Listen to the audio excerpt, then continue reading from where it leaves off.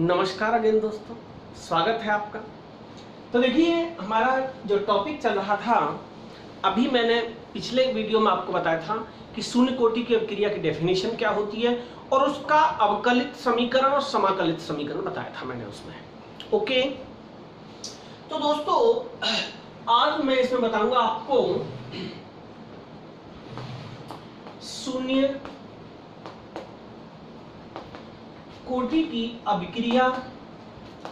तो मैंने क्या कहा था, इसका इनका वेग अभिकारकों की सांद्रता पर निर्भर नहीं करता। तो ये इनका फॉर्मूला हो गया था dx अपॉन dt बराबर k a की पावर नॉट। ठीक है, शून्य कोटि की अभिक्रियाओं में यहां पावर शून्य होती है, इसलिए इनका मान n बराबर 0 होता है। शून्य कोटि की जो अभिक्रियाओं का दोस्तों जो उदाहरण होता है, एग्जांपल नंबर 1 है H2 प्लस Cl2। ये सूर्य के प्रकाश में अल्ट्रावायलेट में 2HCl बना देता है। तो याद रखना है, स्थिर दाब पर जल की सतह पर H2 और Cl2 सूर्य के प्रकाश की उपस्थिति में जब अभिक्रिया होती है तो वो शून्य कोटि की अभिक्रिया होती है। दोस्तों याद रखना है। दूसरी अभिक्रिया है 2PH3 gives us molybdenum MO। ये क्रिया उच्च दाब पर होती है, उच्च दाब। तो दोस्तों आगे बनेगा 2P प्लस, हाइड्रोजन मुक्त हो जाएगा 3H2। अगला है 2NH3। और दोस्तों ये हो गया। इसका तीसरा एग्जांपल है शून्य कोटि की अभिक्रिया का। अगला एग्जांपल है दोस्तों, टंगिस्टन की सतह पर अमोनिया को जब हम टंगिस्टन की सतह पर उच्च दाब पर अपघटित करते हैं तो ये N2 प्लस 3H2 में टूट जाती है। ये सभी तो शून्य कोटि की अभिक्रिया के लिए आपको क्या याद रखना है कि यहाँ कोई ना कोई कैटलिस्ट लगा होगा। जैसे यहाँ टंगिस्टन लगा हुआ है, सबसे पहले वाली जो H2Cl2 की थी उसमें सूर्य का प्रकाश लगा हुआ था, लगा था कि नहीं लगा था। और अभी जो बीच वाली रिएक्शन थी तुम्हारी, उसमें मोलिब्डेनम था फॉस्फीन वाली अभिक्रिया में। तो ये इसके दोस्तों अब शून्य कोटि की अभिक्रिया का आलेखी निरूपण।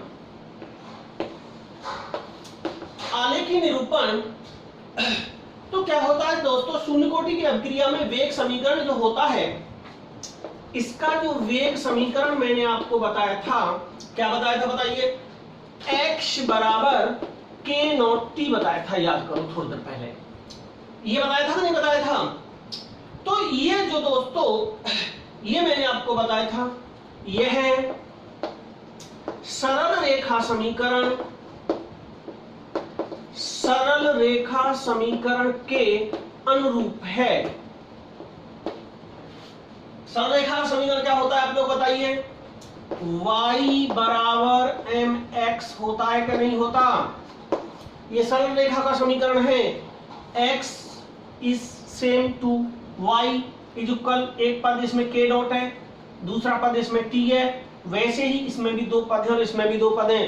सरल रेखा का समीकरण होता है y बराबर mx। उसी तरीके से x बराबर k नॉट t है।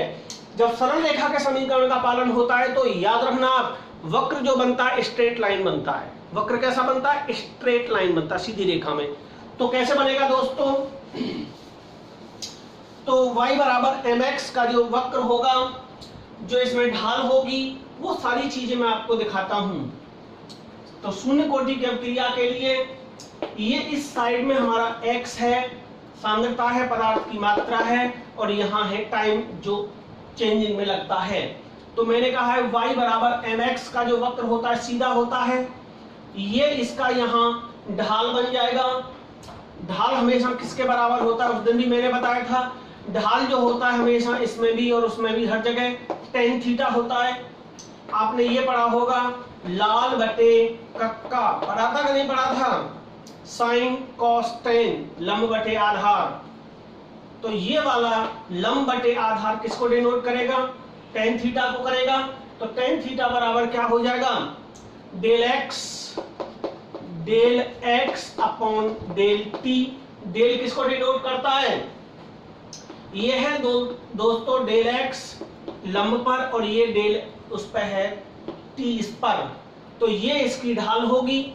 तो आपको याद रखना है ये शून्य कोटि की अभिक्रिया का, शून्य कोटि की अभिक्रिया का आलेखी निरूपण है। इस तरीके से आपको बनाना है। अगर एग्जाम में आ जाता है तो ये आपको बनाना है। इसके बाद में शून्य कोटि की अभिक्रिया में एक थोड़ा सा और रह जाता है टॉपिक में, वहां यहीं क्लियर कर देता हूं उसको भी।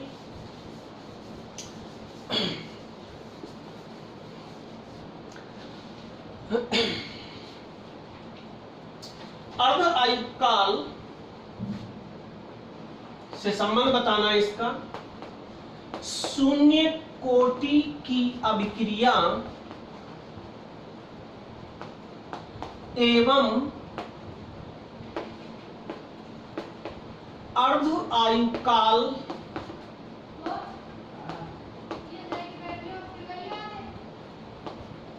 आयुकाल में संबंध। देखिए दोस्तों, अर्ध आयुकाल क्या होता है, जितने समय में कोई पदार्थ विघटित होकर अपनी प्रारंभिक मात्रा का आधा रह जाता है, जितने समय में कोई पदार्थ विघटित होकर अपनी प्रारंभिक मात्रा का आधा रह जाता है, उसे कहते हैं अर्ध आयुकाल।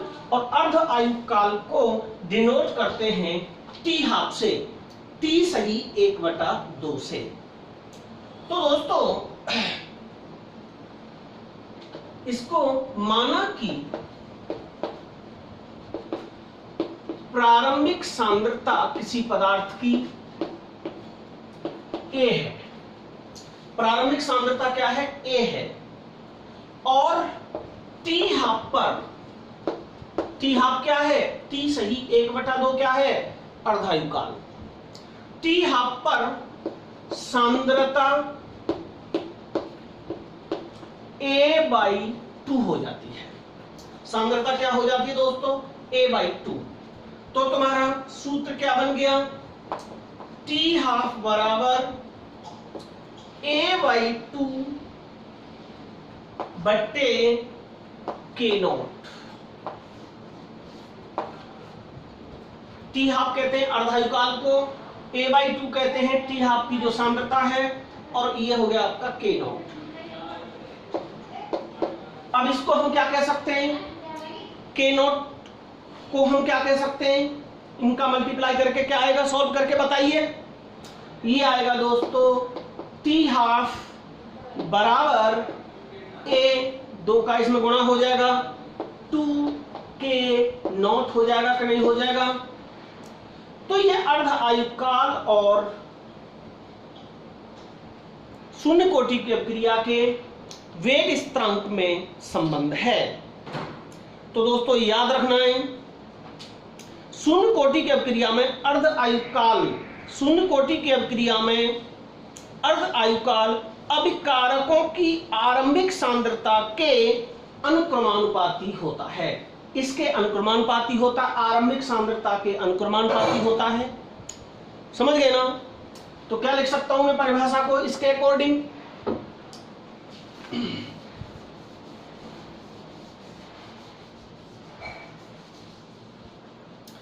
तो ये संबंध निकल के आया,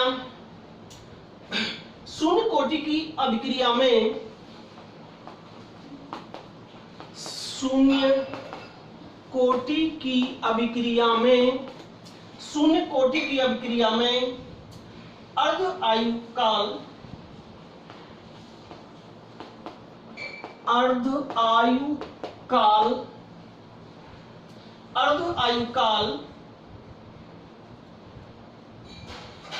अभिकारकों की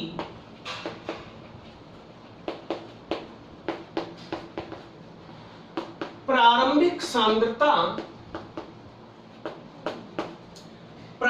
सांद्रता के अनुक्रमानुपाती होता है।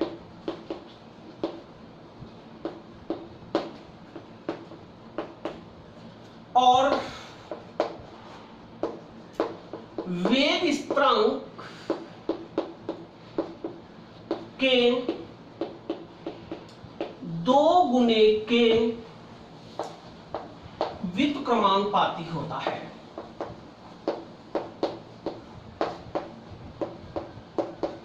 तो सूत्र हमारा क्या बना बताइए। T½ इज इक्वल, इसके तो समानुपाती था और इसके 2 गुने के व्युत्क्रमानुपाती होता है। ये संबंध है अर्ध आयुकाल और शून्य कोटि की अभिक्रिया के वेग स्थिरांक में यह संबंध है। तो दोस्तों ये था आज का हमारा टॉपिक। तो आपको ये हमारे वीडियोस कैसे लगे, आप चैनल को सब्सक्राइब कर दिया करो जिससे कि आपको अपडेट्स मिल जाए, और अपने दोस्तों को शेयर जरूर करो। देखिए तभी प्रचार होगा, थोड़ा सा मैं भी एक्टिव होऊंगा। तो निश्चित रूप से अपने दोस्तों को भी बताओ, शेयर करो और वीडियो को, हमारे चैनल को सब्सक्राइब करना ना भूलें। बेल आइकन को दबा दोगे तो आपको अपडेट्स मिलती रहेगी। तो please subscribe and share. Yes sir, Kautilya academy. Good bye.